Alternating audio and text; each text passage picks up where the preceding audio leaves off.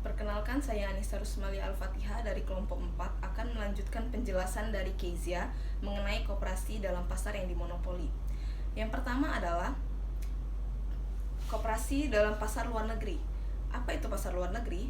Pasar luar negeri ialah hubungan antara permintaan dalam negeri akan impor dan penawaran dalam negeri akan ekspor. Tujuan diadakannya pasar luar negeri ialah pemerintah berharap agar koperasi dapat bersaing di pasar internasional atau pasar luar negeri. Yang kedua adalah artinya dapat melaksanakan kegiatan ekspor dan impor. Nah, yang terakhir adalah beberapa koperasi telah dapat melaksanakannya, yaitu koperasi yang bergerak di bidang kerajinan.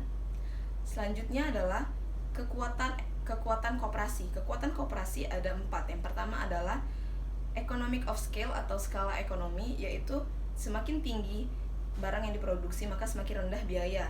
Yang kedua adalah kekuatan dalam ketidakpastian atau uncertainty. Yang ketiga adalah kekuatan dalam penawaran barang, dan yang terakhir adalah pemanfaatan interlinkage market dan transaksi cost sebagai akibat dari self control dan self management yang karena itu anggota diharuskan mempunyai sifat altruisme atau perhatian terhadap kesejahteraan anggota lain. Berikutnya adalah kelemahan koperasi. Kelemahan dari koperasi yaitu kelemahan dari koperasi adalah yang pertama dari sifat terbuka dan sukarela seperti prinsip dari koperasi. Maka itu akan mengakibatkan dalam pemodalan jangka panjang akan melemahkan. Nah, yang berikutnya adalah prinsip secara demokratis. Lalu yang ketiga adalah pembagian sisa hasil usaha atau SHU berdasarkan jasa yang telah dilakukan oleh anggota.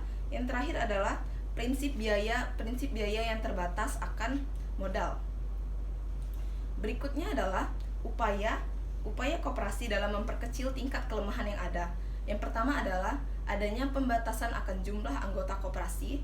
Yang kedua adalah koperasi dapat memberikan preferensi atas jumlah yang telah dimasukkan oleh anggota. Yang ketiga adalah biaya modal terbatas sama dengan bunga wajar, yaitu yang artinya adalah bunga di pasar sama. Yang terakhir adalah pemasukan modal pada koperasi merupakan jasa. Maka dari itu semakin besar atau semakin banyak modal yang dimasukkan, maka semakin besar pula jasa yang dilakukan oleh anggota. Berikutnya adalah pasar monopoli. Apa itu pasar monopoli? Pasar monopoli ialah di dalam struktur pasar hanya ada satu penjual atau satu perusahaan yang menjual produk tertentu. Maka dari itu orang lain tidak dapat menyainginya. Nah, karena itu pasar monopoli lebih mampu mengendalikan harga dan output di pasar.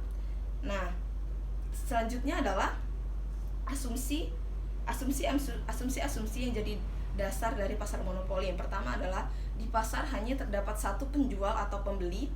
Yang kedua adalah barang yang dijual tidak ada barang substitusinya. Dan yang ketiga adalah adanya penghalang bagi perusahaan lain untuk masuk mau secara natural maupun secara legal.